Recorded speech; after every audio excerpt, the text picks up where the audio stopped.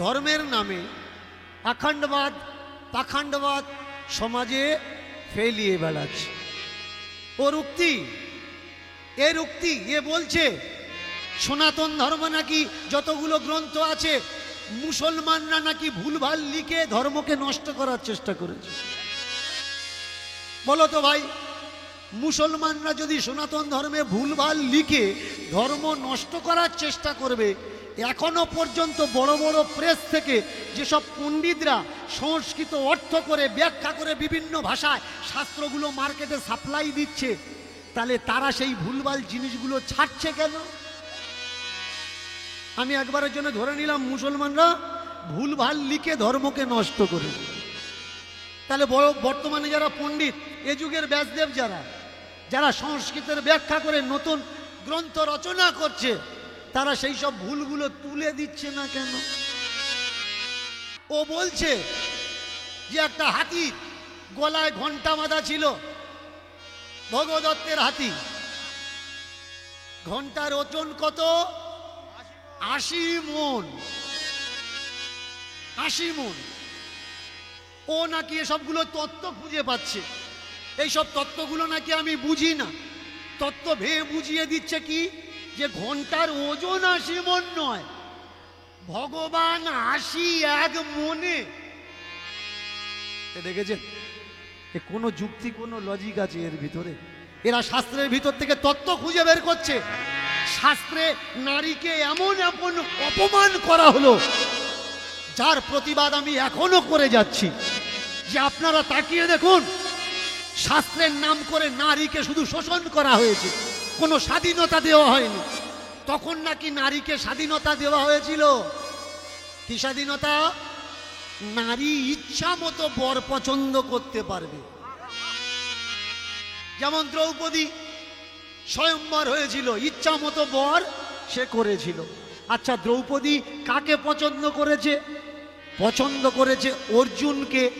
তাহলে দ্রৌপদী যদি অর্জুনকে পছন্দ করে, অর্জুনের মা দ্রৌপদীকে বলছে তোমাকে 5 জনের সঙ্গে সংসার করা লাগবে, থাকতে হবে। তাহলে নারী স্বাধীনতাটা কোথায় থাকলো? পছন্দ করেছি আমি একজনকে, আর আমার থাকা লাগবে 5 জনের সঙ্গে। আমি এই সব গাধাদের কাছে জানতে চাই যে এর ভিতরে তত্ত্বটা কি লুকিয়ে আছে? কি তত্ত্ব দেখতে পাচ্ছ ভাই? এ নারীর কত স্বাধীনতা আছে? এই সব স্টুপিডদের জন্যে আপনারা মন দিয়ে শুনে রাখুন। স্টেজের মাধ্যমে উইথ ক্যামেরাতে আমি বলছি, এভিডেন্স প্রমাণ হিসাবে আমি শাস্ত্রীয় ডিবেটের ব্যবস্থা রেখেছি। পুরো বিশ্বে, ওয়ার্ল্ডকে আমি চ্যালেঞ্জ জানিয়েছি যে আমার যার মনে হবে আমি ভুল কথা বলছি, ডিবেটে অংশগ্রহণ করো আর আমাকে মিথ্যে সাবিত করে দাও। পুরো বিশ্বের কাছে, বিশ্বের দরবারে প্রমাণ করে দাও দীনকৃষ্ণ ঠাকুর ভুলভাল কথা বলছে। তাহলে বোঝা যাবে তোমাদের মর্দানগি। আমার পিছনে অনেকে হাজার রকম কথা বলে। চমৎকারটা দেখছেন কোথায়? আজকের আমি এখান থেকে গান করে চলে যাব, কালকে দেখবেন আপনাদের চায়ের দোকানে, গ্রামে, মোড়ে মাথায় অনেক পণ্ডিত খুঁজে পাবেন। দীনকৃষ্ণ ঠাকুর যেসব কথা বলছে ওসব ভুলভাল কথা, অপমানজনক কথা। আমি সেই সব ভাইদের বলবো, পেছনে কেউ চর্চা করো না। তোমাদের যদি মনে হয় যে আমি সনাতন ধর্ম রক্ষা করছি না, আমি নষ্ট করছি, 10টা মিনিট আমার সঙ্গে বসো, 2 বাক্য আলোচনা করব। অসুবিধাটা কোথায়? তাকিয়ে দেখুন তো ধর্মকে কিভাবে নষ্ট করছে। ধর্মকে নষ্ট কিভাবে করছে? কিছু মানুষ পুরো মাথা নেড়া হয়ে মাথার পিছনে 1 কোটা চুল রেখে দিয়েছে। এরা নাকি স্পেশাল, কারোর হাতে খায় না। কি করে স্পেশাল হয় ভাই? চুল রাখলে যদি স্পেশাল হয়, আমাদের তো পুরো মাথা ভর্তি চুল, তাহলে আমরা, তোদের তো গোটা কত, আমাদের তো পুরো ভর্তি। তাহলে তোরা স্পেশাল নাকি আমরা স্পেশাল? বুঝতে হবে। এদেরকে যদি জিজ্ঞাসা করা হয় আমাদের ভারতবর্ষে চৈতন্য প্রথম কবে এসছে, এদের বাপ ঠাকুরদাদের জিভ শুকিয়ে পেটের ভিতরে ঢুকবে। এরা জানে না যে ভারতবর্ষে চৈতন্য স্টাইলটা কবে এসছে। দেখে নেবেন ইউটিউবে, এই চৈতন্য নিয়ে আমি বলে রেখেছি যে চৈতন্য কাদের। মঙ্গলিক যারা, মঙ্গোলিয়ান, এদের যারা সেনানায়ক, যারা যুদ্ধগুরু, কলাগুরু, এটা তাদের স্টাইল ভাই, এটা কোনো ভক্তি স্টাইল নয়। তবে রাখলো কেন? এর জন্য আপনাকে ইতিহাস জানা লাগবে যে ভাই এরা কারা। আমরা একটু সরে গেলাম মহাপ্রভুর কথা বলতে বলতে, চলুন সেদিকে ফিরে যাই, আবার এসব জিনিস আমরা আলোচনা করি। কে এই মহাপ্রভু? এই মহাপ্রভু সত্যি কি কৃষ্ণ, নাকি কোনো কৃষ্ণ ভক্ত, নাকি ভক্তের আড়ালে ভক্তের রূপ, ভক্তের পোশাক নিয়ে তিনি আমাদের দিতে চাইলেন অন্য কিছু? আগে এটা বুঝতে হবে। তিনি তার জীবন দর্শন যদি দেখা যায়, ছোট্টবেলা থেকে তিনি নাস্তিক ছিলেন। নাস্তিক, অবাস্তবে বিশ্বাস করতেন না, তিনি বাস্তবে বিশ্বাস করতেন, তিনি যুক্তিতে বিশ্বাস করতেন, তিনি ন্যায় নীতি দর্শনে, তিনি আদর্শতে বিশ্বাস করতেন, কোনো কাল্পনিক বুজরুকি গল্পতে তিনি বিশ্বাস করতেন না। তো হঠাৎ করে তার জীবন পরিবর্তন হয়ে এমন ভক্তি মার্গের দিকে চলে গেল কেন? মানুষকে কিসে পরিবর্তন করে? টাইম, TIME, টাইম, সময়। সময় মানুষকে পরিবর্তন করে দেয়। Time, time is god, time is great, time is supreme পাওয়ার।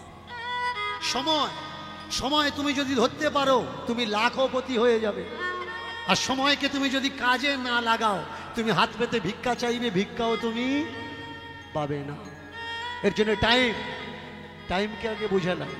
আমাদের গোড়াকে টাইমটাকে চেঞ্জ করে দিয়েছে। কিভাবে? তিনি ভালোবাসা করে বিয়ে করেছিলেন একটা মেয়েকে, তার নাম লক্ষ্মী প্রিয়া। বর্তমান যেটা পূর্ববঙ্গ, গেছিলেন তিনি সেখানে। ফিরে আসার আগে তিনি জানতে পেরেছেন যে সাপে কামড়ে তার স্ত্রী মারা গেছে। মা রাস্তায় এসে দাঁড়িয়েছে নিমাইকে বলবে বলে, কিন্তু নিমাইয়ের মুখ দেখে মা বলতে পারলেন না যে লক্ষ্মীপ্রিয়া আর নেই, লক্ষ্মীপ্রিয়া মারা গেছে। মাকে বুকে জড়িয়ে ধরে নিমাই বলে উঠলে, মা আমি জানি মা, আমি শুনেছি, সে আর নেই, তোমাকে বলা লাগবে না। ওই যে এসে ঘরের ভিতরে ঢুকেছিলেন, ছেলেটা আর বেরুচ্ছে না, ছেলেটা আর খাচ্ছে না, কারোর সঙ্গে কথা বলছে না।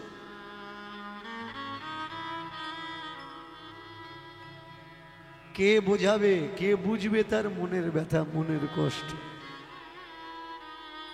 মা তার বন্ধুদের কাছে বলছে যে আমার ছেলেটা কি করে আমি বাঁচাবো, একটু বলতে পারিস? কেউ কেউ বলে উঠলে, বাইরে বের করো, মানুষজনের সঙ্গে কথা বলুক, চলাফেরা করুক, দেখবে সব ঠিক হয়ে যাবে। কিন্তু হায়, কোনো ফায়দা হচ্ছে না।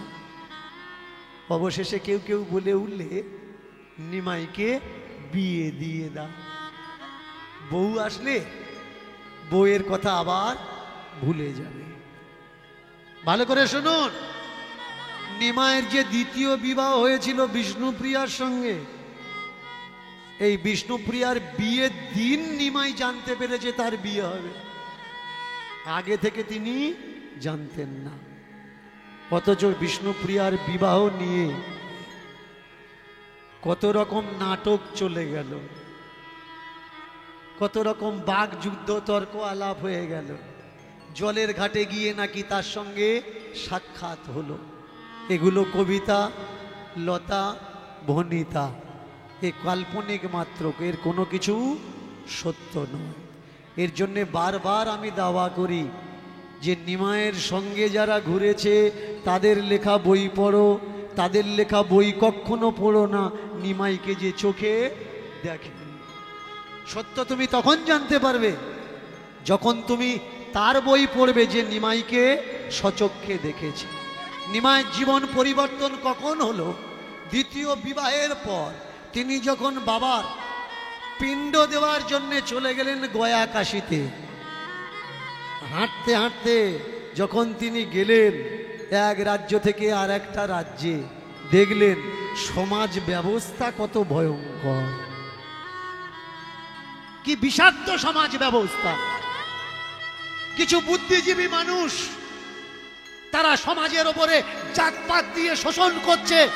আমি ব্রাহ্মণ আর তুমি নিচ জাত, কি ভয়ঙ্কর ব্যবস্থা। ব্রাহ্মণেরা যে পুকুরের জল খায় সে পুকুরে অন্য কোনো জাত জল খেতে পারবে না। ওই পুকুরে কুকুর জল খাচ্ছে, অসুবিধা নেই, কিন্তু অন্য মানুষ যদি জল খায় তাতে অসুবিধা। যে কুয়াতে মুসলমানরা জল খেয়ে যাচ্ছে তাতে অসুবিধা নেই, কিন্তু তুমি জল খেতে পারবে না। তোমার চাল, তোমার ডাল, তোমার সবজি, তোমার সবকিছু ওরা নেবে, শুধু তোমার বাড়িতে তুমি রান্না করে দিলে খাবে না। এই সব ব্যবস্থা দেখে গয়া থেকে ফিরে এসে মহাপ্রভু শিবাসঙ্গনে হরিনাম আন্দোলন শুরু করলেন। এই আন্দোলনের মাধ্যমে তিনি এক জায়গা করলেন বিভিন্ন জায়গার মানুষকে, দুটো দল তৈরি করলেন, একটা হচ্ছে অন্তরঙ্গ আর একটা বহিরঙ্গ। যারা বহিরঙ্গ তাদের বললেন তোমরা হরিনাম সংকীর্তন করো, বহিরঙ্গে করান প্রভু নাম সংকীর্তন। আর শিবাসের ঘরের ভিতরে দরজা বন্ধ করে দিয়ে তিনি কি করলেন, অন্তরঙ্গে করেন প্রভু রস আস্বাদ। কি এই রস? এ হচ্ছে সত্যের নির্যাস। তিনি মাথা তুলে দাঁড়িয়ে মানুষজনকে এক করে বললেন যে ভাই তোমরা সবে এসো, এক হও, তা না হলে ধর্ম থাকবে না। আজকে যারা এই ঘন্টা নাড়ছে না, আজকে যারা ঘন্টা নেড়ে খাচ্ছে, ইতিহাস খুঁজে দেখবেন, history of Nadia, history of Nabadwip, সেখানে হুসেন শাহর দরবারে এদের বাপ ঠাকুর দ্বারা বেশি নালিশ করেছিল যে কে কারাগারে রাখা হোক, বন্দি করা হোক, কোনো কাওরা মুচি মেথর বাগদি হাড়ি কোনো নির্যাতন নামে কোনো নালিশ করে। এই গৌর হরি ডাক দিলেন সমগ্র দেশকে, সমগ্র জগৎকে, এসো এসো ভাই, আমরা এক হয়ে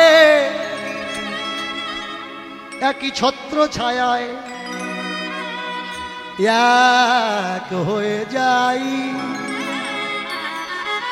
আহা, আমরা রাত ভোর, সারা রাত দিনে আমরা কাজ করব, দিনে আমরা কর্ম করব, কিন্তু কিছু দিনের জন্য আমরা আরাম আর ঘুম এটা ত্যাগ দেব। আমরা রাত ভোর এক হয়ে যেন হরি গুণগান গাই। আমরা কেউ ব্রাহ্মণ নয়, কেউ বৈশ্য নয়, কেউ ক্ষত্রিয় নয়, কেউ শূদ্র নয়, আমরা একটা নতুন জাত তৈরি করেছি। সেই নতুন জাতটার নাম কি? বৈষ্ণব সমাজ। বৈষ্ণব সমাজ, নতুন সম্প্রদায়, তিনি নতুন জাত তৈরি করেন। এই জাতে কেউ কারোর থেকে ছোট নয়, কেউ কারোর থেকে বড় নয়। আপত্তি করলো তৎকালীন সময়ের বুদ্ধিজীবী বর্গ, ও যদি নতুন জাত তৈরি করে আর ওরা যদি আমাদের সম্মান না দেয়, তাহলে আমাদের সম্মান ইজ্জত করবে কারা? এই শোনো, তোমরা জানো ব্রাহ্মণ সবার থেকে বড় উঁচু জাত। কেন উঁচু জাত? কারণ পিতামহ ব্রহ্মার মুখ থেকে জন্মেছে ব্রাহ্মণ, হাত থেকে ক্ষত্রিয়, উদর উরু থেকে জন্মেছে বৈশ্য, পায়ের থেকে জন্মেছে শূদ্র। এবার যদি বিজ্ঞানের নজর থেকে, দৃষ্টিকোণ থেকে যদি কোনো জিজ্ঞাসা করা হয় যে একটা পুরুষ মানুষের মুখ থেকে বাচ্চা হয় কি করে, সম্ভব কি? সম্ভব নয়। কোনো সম্ভব ক্রিয়া ছাড়া বাচ্চা উৎপাদন হতেই পারে না। তাহলে মুখ থেকে, ব্রহ্মার মুখ থেকে যদি ব্রাহ্মণের জন্ম হয়, তাহলে নিশ্চয়ই কেউ না কেউ সম্ভব করেছে মুখে, সে ব্যক্তিটাকে। এবার বলুন, মুখ থেকে জন্ম ব্রাহ্মণের জন্যে ব্রাহ্মণ শ্রেষ্ঠ। মুখের ভিতর থেকে বাইরে যদি কিছু বেরিয়ে আসে তাকে কি বলা হয়? উচ্ছিষ্ট বা এঁটো। মুখ থেকে বেরোয় তাকে কি বলে? এঁটো বলে। তাহলে মুখ থেকে বেরিয়েছে যারা, ওরা তো উচ্ছিষ্ট, এঁটো, ওরা কি করে উঁচু জাত হয়? এবার দেখে নি, হাত তথা বাহু ভুজা, হাতের থেকে নাকি বাচ্চা হয়েছে, দেখেছেন? হাতের থেকে বাচ্চা হয়েছে, তারা ক্ষত্রিয়। ব্রহ্মার পেটের থেকে বাচ্চা হয়েছে, পায়ের থেকে বাচ্চা হয়েছে। এবার বলুন তো, যে ছেলেটার বাচ্চা হয় সে বেটা ছেলে না মেয়ে ছেলে? নিশ্চয়ই বেটা ছেলে না মেয়ে ছেলে। তাহলে ব্রহ্মা যদি মেয়ে ছেলে হলো, ফের আবার তার বিয়ে করার দরকার কি ছিল? দুটো দুটো বউ। তোর তো বাবা বাচ্চা হচ্ছে, তোর কি বাচ্চা হচ্ছে না? তোর তো হাত থেকে, পায়ে থেকে, মাথায় থেকে, সব জায়গা থেকে বাচ্চা হচ্ছে। তা তুই আবার বাচ্চা নেওয়ার জন্য বে করছিস কেন? দুটো দুটো বিয়ে হলো। শুধু তাই নয়, দেখেছেন, ব্রহ্মা নিজের মেয়ে সরস্বতী। সরস্বতী কে? ব্রহ্মার দৃষ্টি অনুপাতে ব্রহ্মার কন্যা হচ্ছে সরস্বতী, যিনি নিজের মেয়েকেও ছাড়লো না, তার সঙ্গে বিয়ে করলো। দেখেছেন কত গুণবান পুরুষ, তাকে আমরা বলছি পিতামহ ব্রহ্মা।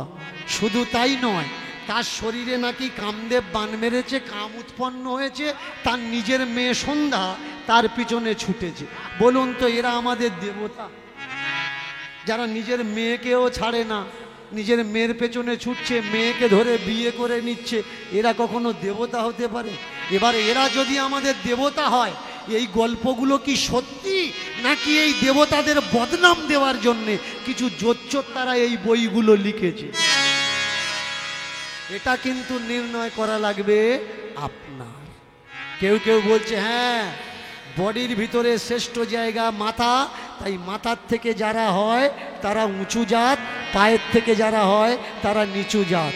তাই যদি হবে, একটা মেয়ে মেনে চলুন, তার দুটো বাচ্চা হয়েছে, একটা নর্মালে বাচ্চা হয়েছে, একটা সিজারে বাচ্চা হয়েছে। তাহলে সিজারে বাচ্চা যে হয়েছে সে উপর থেকে হয়েছে, নর্মালে বাচ্চাটা নিচুর থেকে হয়েছে। এবারে বলুন, নর্মালে বাচ্চা আর সিজারে বাচ্চা দুটো আলাদা আলাদা জাত হবে না একই জাত হবে? কারণ ও তো উপর থেকে হয়েছে, নিচের থেকে হয়েছে। তাহলে তারা যদি দুটো আলাদা জাত না হয়ে তারা যদি দুটো একই জাত হয়, তাহলে পিতামহ ব্রহ্মার বডি থেকে চারটে জাতের জন্ম হলো, তারা চারটে জাত সমান না হয়ে উঁচু নিচু কি করে হয়? এটা আগে বোঝালাম। কারা বলে আমরা গ্রহণ করছি কেন? বিচার করা আমরা ভুলে গেছি, আমরা প্রশ্ন করা ভুলে গেছি। আমাদের দেশের মানুষ ব্রাহ্মণকে এত ভয় পায়, ভালো করে খেয়াল করবেন, ব্রাহ্মণ নামটাতে এত ভয় পায়, ব্রাহ্মণের ছায়াও ডিওতে চায় না। এটা বামনের ছায়া, এটা ডিওনো যাবে না, এটা মারানো যাবে না। ও যখন আপনার বাড়িতে আসছে, আপনার ঠাম্মা গিয়ে তোর পা ধুইয়ে দিচ্ছে কেন? এটা বামুনের ছেলে। ওই স্টুপিডটার কোনো কাণ্ডজ্ঞান আছে যে তোর ঠাম্মার বয়সী মা, সে তোর পা ধুইয়ে দিচ্ছে আর তুই লেগ পিস বের করে ধুইয়ে নিচ্ছিস? হ্যাঁ, তোর তো আক্কেল লজ্জা থাকার দরকার। ঠ্যাং বের করছিস, তোর লজ্জা করে না? এরা শেখালো অতিথি দেব ভাব। বাড়িতে অতিথি যেই আসুক না কেন বয়স দেখতে হয় না, অতিথি দেব তুল্য হয়, দেবতার তুল্য। অতিথিকে অতিথি সাক্ষাৎ নারায়ণ। ঠিক আছে, তাহলে তুমি আমার বাড়িতে এসছো মানে তুমি আমার নারায়ণ, আমি তোমার পা ধুইয়ে দিয়েছি। তাহলে আমি যেদিন তোমার বাড়িতে যাব, তুমি আমার পা ধুইয়ে দেবে তো নাকি দেবেন? কেন? তুমি আমার বাড়ি আসলে তখন তুমি নারায়ণ, আর আমি যখন তোমার বাড়িতে যাব আমি তখন নারায়ণ নয়। কেন? এদের একটা ল গ্রন্থ আছে, সেই গ্রন্থের নাম হলো মনুস্মৃতি। একাদশ অধ্যায় থেকে 11 11 10 অধ্যায় পর্যন্ত দেখে নেবেন। পড়ে একটা নিয়ম তুলে ধরছি শুনুন। ব্রাহ্মণ যদি কোনো কারোর বাড়িতে যায়, সে পূজ্যমান, পূজা পাবে, তাকে সম্মান করতে হবে। কিন্তু অব্রাহ্মণ যদি ব্রাহ্মণের বাড়িতে আসে, তাকে সম্মান দেওয়া যাবে না, বা তাকে অতিথি বলে মনে করলে হবে না। ব্রাহ্মণ যদি তোমার বাড়িতে আসে, ফুল চন্দন দিয়ে স্বাগত করা লাগবে। আর কোনো নির্জাত যদি ব্রাহ্মণের বাড়িতে যায়, চলে যাওয়ার পরে গোবর জল ছড়া দিয়ে পরিষ্কার করতে হবে। এবার আমার মা বোনদের কাছে আমার জিজ্ঞাসা, আমি ব্রাহ্মণদের নিয়ে কথা বলছি না, ওরা যা করছে করুক, ওদের করতে দাও। আমার speech of right, freedom right, আমার দেশের সংবিধান আমার ধর্মকে, আমার জাতিকে, আমার সমাজকে বাঁচানোর জন্যে আমার পাওয়ার দেয়, সেই পাওয়ার নিয়ে আমি কথা বলি। বলুন তো, আপনারা কাদের পা ধুইয়ে দিচ্ছেন? যারা আপনাদের অতিথি বলে মনে করে না, যারা আপনাদেরকে মানুষ বলে মনে করে না, এরা জগতের শ্রেষ্ঠ। যাদের নিজেদের কামাই করার ক্ষমতা নেই, তোমার হাঁড়ির চাল না হলে তার হাঁড়িতে চুলো জ্বলে না, তোমার হাঁড়ির চাল লাল নিয়ে খাচ্ছে, আর তারা নাকি জগতের শ্রেষ্ঠ। কিন্তু বর্তমান পরিস্থিতি অনেক পাল্টে গেছে। যারা বুদ্ধিমান ব্রাহ্মণ, এরা পূজা অর্চনা করে না, লেখাপড়া শিখে চাকরি বাকরি করছে, চাষাবাদ করছে। শুনে রাখুন, বলে দিচ্ছি, বুদ্ধদেব ভট্টাচার্য মাননীয় আমাদের দেশের প্রাক্তন মুখ্যমন্ত্রী ছিলেন। এই বুদ্ধদেব ভট্টাচার্যের ঠাকুর দাদা সুরেন্দ্র মোহন ভট্টাচার্য, তিনি পুরোহিত দর্পণ লিখেছেন। পুরোহিত দর্পণ, এই পুরোহিত দর্পণের ভূমিকাতে ইনি লিখেছেন, যাদের শিক্ষাগত যোগ্যতা নেই, ভালো করে খেয়াল করবেন, যাদের শিক্ষাগত যোগ্যতা নেই মানে আনপাড়, অশিক্ষিত, যারা নিজেদের পেটের ভাত রুজি রুটি অন্য কোনো কামাই করে খেতে পাওয়ার ক্ষমতা নেই, তারাই শুধু একমাত্র যজমানি করে খায়। এটা আমার মুখের কথা নয়, এটা বুদ্ধদেব ভট্টাচার্যের ঠাকুর দাদার কথা, যিনি পুরোহিত দর্পণ লিখেছেন। যজমানি কাজ কারা করে? যাদের কাছে পেট চালানোর জন্য অন্য কোনো উপায় নেই। আপনারা পূজা আদি করেন তো? এখানে যদি কোনো পণ্ডিত বসে থাকে, কোনো ব্রাহ্মণ বসে থাকে, রাগ করবেন না, কথাগুলো বিচার করবেন। যেমন আমাদের বাড়িতে যখন অতিথি আসে, আমরা তাকে কখন খেতে দিই? আসলো, হাত মুখ ধুইলো, বসলো, বিশ্রাম করলো, তারপরে আমরা খেতে দিই। আমরা তাকে আসার আগে ভাত বেড়ে আগে রেখে দিই কি, যে আগে আমি ভাত বেড়ে রেখে দিলাম, সে আসবে তারপরে খাবে? নিশ্চয়ই না। আপনারা যারা পূজা করেন জানেন না, বলে দিচ্ছি শুনুন। যে পণ্ডিত পূজা করছে, আপনারা ঠাকুর পূজার করার সময় বাটাতে বা থালাতে পূজার জিনিস আগে গুছিয়ে দিয়ে দেন তো? ভালো করে বলবেন, আগে দেন না পরে দেন? নিশ্চয়ই পরে দেন না, আগে দেন। তাহলে ঠাকুরের পূজা হচ্ছে আবাহন মন্ত্র, তিষ্ঠামি মন্ত্র, এইটা এই দুটো বুড়ো আঙুল এখানে ঠেকাতে হয়। আবাহনম আবাহনম আবাহনম, এইভাবে বলতে হয়, তিষ্ঠামি তিষ্ঠামি আবাহনম তিষ্ঠামি, তুমি এসো আর বসো। তাকে আমি ডাকলাম, আমি বসার জায়গা দিলাম, তারপরে তো খেতে দেবো। তাহলে যারা পূজা অর্চনা কাজ করে, একটু বিচার করে আমাকে বলবেন, যে পূজার ডালাটা ধরে দিলেন, প্রসাদের থালিটা ধরে দিলেন, আবাহনম মন্ত্র বলার আগে দেন না বলার পরে দেন? এটা বিচারযোগ্য। এবার দেখুন আমার মহাপ্রভু তিনি কি করলেন? তিনি বলতে চাইলেন, এসব নিয়ম ভুলে যাও, এসব নিয়ম মেনো না। এই জগতে সেই শ্রেষ্ঠ যে হরি নাম করবে, এই জগতে সে নিকৃষ্ট যে হরি নাম ত্যাগ দেবে। কিচ্ছু করার দরকার নেই। ছেলের জন্মদিন, হরি নাম করো। ঠাকুর প্রতিষ্ঠা করবে, হরি নাম করো। তোমরা কোনো যাগযজ্ঞ করবে, হরির নাম করো, তাহাতেই তোমাদের সব হয়ে যাবে, কিচ্ছু করা লাগবে না। কোনো মানুষ মারা গেছে, কিচ্ছু করা লাগবে না, তার ছবিটা রেখে গোসাই বৈষ্ণবদের ডেকে, গ্রামে অনেক বৈষ্ণব পাওয়া যায়, অনেক বাবাজিরা পাওয়া যায়, তাদের ডেকে, ছোট ছোট ছেলে মেয়েদের ডেকে হরিনাম করো, ওতেই মুক্তি হয়ে যাবে, ওতেই মুক্তি হয়ে যাবে, ওতেই মুক্তি হয়ে যাবে। বলুন তো, অনেকে বলছে ব্রাহ্মণ ছিল বলে এই দেশটা আছে, ব্রাহ্মণ যদি না থাকতো এই দেশ থাকতো না। এই দেশের যত উন্নতি কারা করেছে? ব্রাহ্মণ করেছে। বলুন তো, ব্রাহ্মণ যদি এই দেশের উন্নতি করলো, এত বছর ধরে সতীদাহ প্রথা চলছিল, জাতির ধর্ম, জাতির মেরুদণ্ড ব্রাহ্মণ যদি হয়, জাতের জনক যদি ব্রাহ্মণ হয়, তাহলে বলুন তো এত বছরের সতীদাহ প্রথা এরা চলতে দিল কেন? স্তন কর ঘৃণিত প্রথা, গঙ্গাসাগরে বাচ্চাদান প্রথা, বলুন তো চলতে দিল কেন? শুধু ব্রাহ্মণই শিক্ষা পাবে, বাকি নির্জাত পড়াশুনোর অধিকার নেই, এমন একটা ঘৃণিত ব্যবস্থা এরা চলতে দিল কেন? এরা চুপচাপ ছিল। এগুলো কারা বন্ধ করলো? যাদেরকে বর্তমান সমাজের মানুষ নাস্তিক বলে। সেই নাস্তিক যদি না থাকতো, তাহলে আমাদের দেশ আজকের আমরা পড়াশোনার অধিকারটা পেতাম না। কত ভয়ঙ্কর নিয়ম দেখুন। বেদ পড়া তো দূরের কথা, আপনি বেদ শুনতে পারবেন না। বেদ যদি আপনি শুনেছেন, নির্যাত হয়ে সীসা গরম করে আপনার কানে ঢেলে দেওয়া হবে। আপনি যদি বেদ উচ্চারণ করেছেন, আপনার জিভ কেটে নেওয়া হবে। আপনি ঘি খেতে পারবেন না, ঘি খেলে ঘি গরম করে টকবক করে ফুটবে, আপনার গালে ঢেলে দেওয়া হবে। কারণ নির্যাতের ঘি খাওয়ার কোনো অধিকার নেই। এই নিয়মগুলো কারা তুলেছে? কোনো ভক্তে তুলেছে? কোনো বুদ্ধিজীবী তুলেছে?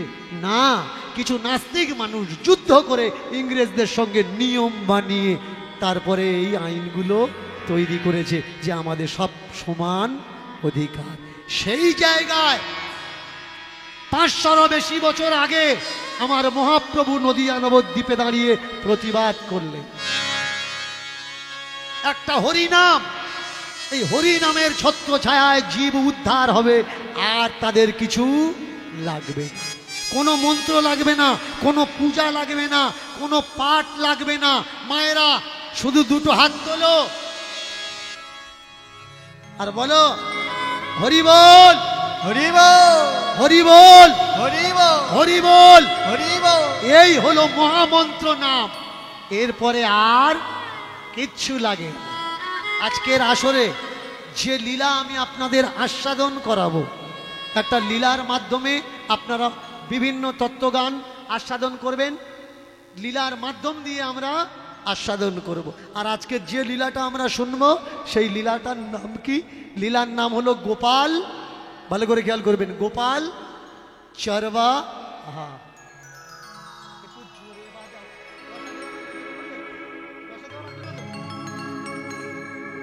তাহলে অনেকে বলে, এই হিন্দু ঘরে জন্মেছিস, দীক্ষা নিসনি? মায়েরা দীক্ষা নিয়েছেন তো? সকলে দীক্ষা নিয়েছেন? হ্যাঁ, দীক্ষা নিন। না নিলে ওদের চলবে কি করে বলুন? ওরা তো অন্য কোনো কাজকর্ম করে না, তা ওদেরও তো বউ বাচ্চা আছে, ওদেরও তো চালানো লাগবে। একটা মন্ত্র আছে, আপনি কানে একটা মন্ত্র নিয়েছেন, আর আমি একটা মন্ত্র দিচ্ছি, শুনুন। নেবেন কি না নেবেন আপনাদের ব্যাপার। কানে কানে ফিস ফিস, আর মাঝে মধ্যে আসবো কালেকশনটা দিস। মাঝে মধ্যে আসবো, কালেকশনটা দিস। সত্যি কি দীক্ষা নেওয়ার কোনো দরকার আছে? সত্যি কি গুরুমন্ত্র জপ করার কোনো প্রয়োজন আছে? সত্যি কি ঘর ছেড়ে বৈরাগী হওয়ার কোনো প্রয়োজন আছে? সত্যি কি মাথা নেড়া হয়ে চৈতন্য রাখার প্রয়োজন আছে? সত্যি কি সংসার ধর্ম বাদ দিয়ে বউ ছেলে মেয়ে ছেড়ে দিয়ে ডান হাতটা ঝোলার ভিতরে ঢুকিয়ে দিয়ে মালা টেপার দরকারটা আছে? যদি থাকে, আজকের আমরা লীলার মাধ্যমে জানব। ছোট্ট একটা ছেলে नाम गोपाल चरवाहा, राजस्थानी भूली चरवाहा, हिंदी शब्द हिंदी लफ्ज चरवाहा माने जिनी चराय, जिनी गरु चराय छागल चराय ताके बला हय चरवाहा। तो अनेकगुलो गरु से चराय, आबार सन्ध्याबेला बाड़ीते फिरे आसे बाबार काछे, बाबाके जिज्ञासा करे बाबा आमादेर जीवनटा कि एई जीवन, এই গরু চড়াবো আর বাড়ি আসবো, গরু চড়াবো আর বাড়ি আসবো। বাবা বলছে শোন বাবা, জীবনে যদি কোনো ভালো গুরু হয় না, তা যেমন চলছো তেমন চলবে, কিন্তু তোমার জীবন পরিবর্তন হয়ে যাবে। ওই দিন থেকে গরু তো চড়ায়, কিন্তু অপেক্ষা করে থাকে কোন দিন গুরু, সৎ গুরু আমার জীবনে আসবে। গরুগুলো ছেড়ে দেয়, লাল গরু, সাদা গরু, কালো গরু ছেড়ে দেয়, গরুগুলো খায়। তখন তো এমন এত চাষবাস ছিল না, প্রত্যেক বাড়িতে গরু বাছুর ছিল, চড়াতো বাড়ির ছেলেরা, এও ছেড়ে দিয়েছে। দিয়ে আর উপরের দিকে মুখ করে তাকিয়ে প্রার্থনা করে, ওগো দয়াময় আমার এই যেন হয়, যেন সদ্গুরু পাই জীবনে।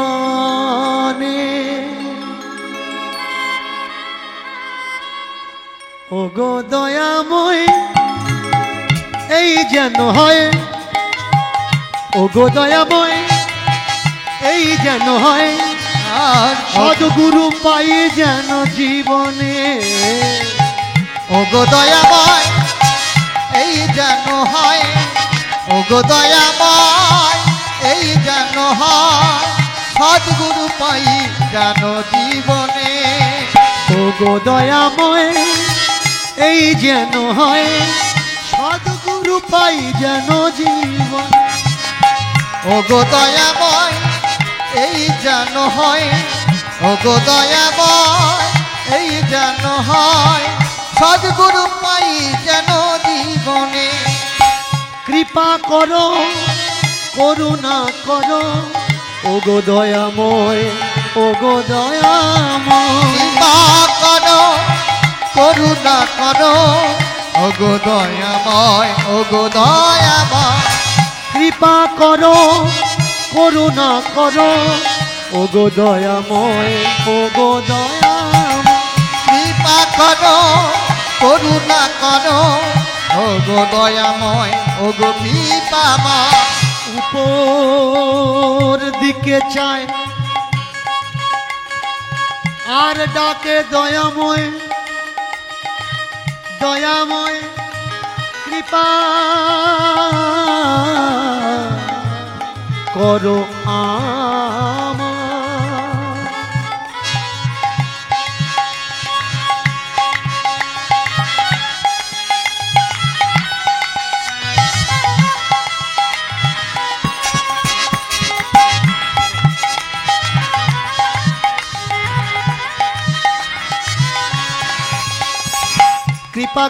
কৃপা করো বারে বারে চাই, কৃপা করো বারে বারে চাই। কৃপা করো বারে বারে চাই। কৃপা করো বারে বারে চাই। তুমি ছাড়া এ জীবনে নেই গো উপায়, তুমি ছাড়া এ জীবনে নেই গো উপায়।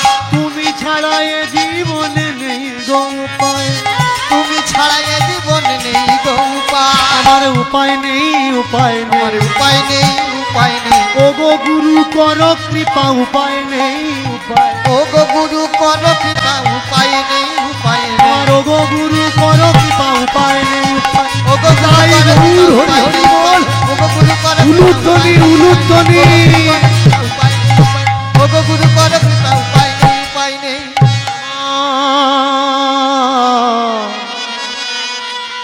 আমার উপায় নেই, উপায় নেই, উপায় নেই।